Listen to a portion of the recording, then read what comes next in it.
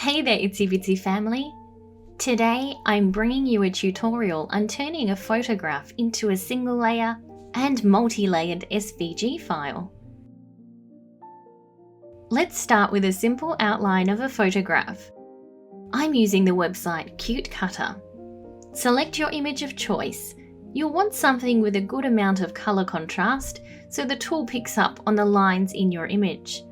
The tool will make some automatic selections to start with. You'll notice at the top here you can change the opacity of the original image so it will show through and make editing a little bit easier. The blur tool will blur your image. The higher the blur, the less detail will show through. I typically leave mine with a very low blur. Edge contrast increases the image contrast, which will give you less or more detail in the outlined image. I typically set mine halfway. Threshold and speckle will give you more control over the amount of detail coming through and the roughness of edges on your image. I usually keep my speckles halfway and clean it up using the touch-ups underneath this section. The paintbrush allows you to redraw or remove some of the lines in the image.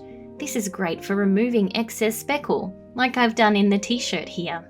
To erase the shirt speckles, I'm using the white color and adjusting the brush size. If you want to fill something in, use the black touch-up color.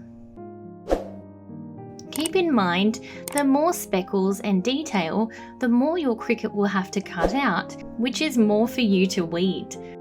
I'm also going around his hairline, like so there's a clear defined outline for my Cricut to cut out.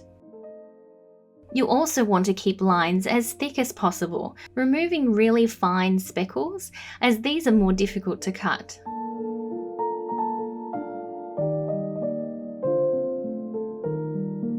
Once you're happy with the way your image looks, download your SVG file and upload it into Cricut Design Space.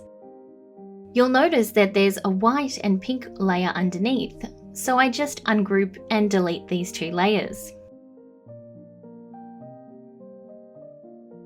Now we're going to cut it out with our Cricut. I'm using HTV Ront black shiny vinyl for this project. It's my favourite vinyl. I'll put links to these products in the description below.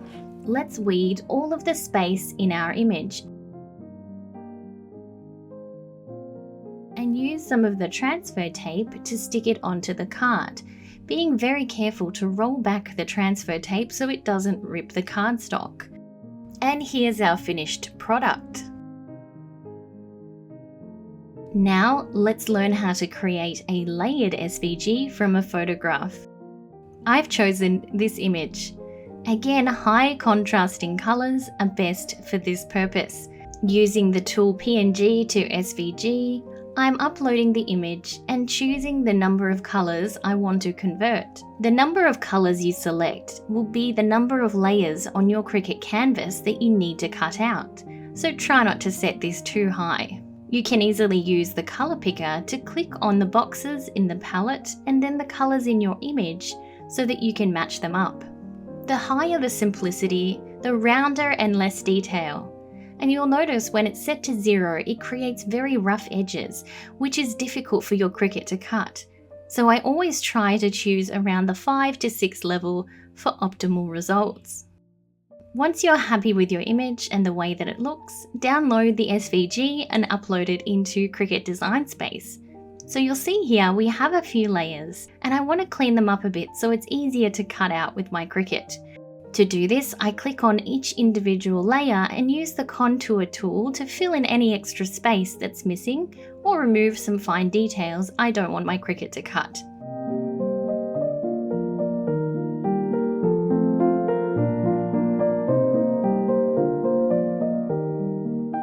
I ended up cleaning into 4 layers.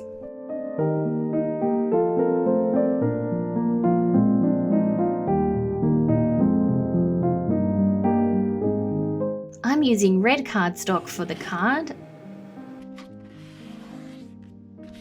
some brown cardstock for the background, a lighter brown for the next layer, cream for the face area, and then a red glitter cardstock for accents in the headpiece and lips to really make it pop. Just like completing a jigsaw puzzle, we have to reassemble our cardstock onto our card. I'm using a fine-tipped glue bottle with Helmer's craft glue and some glue tape to stick everything down. Larger pieces are much easier to do. You can also use the image in Design Space on your phone to see where everything goes. I hope this tutorial has been helpful. Let me know in the comments how you're going to use your newfound skills. See you next time!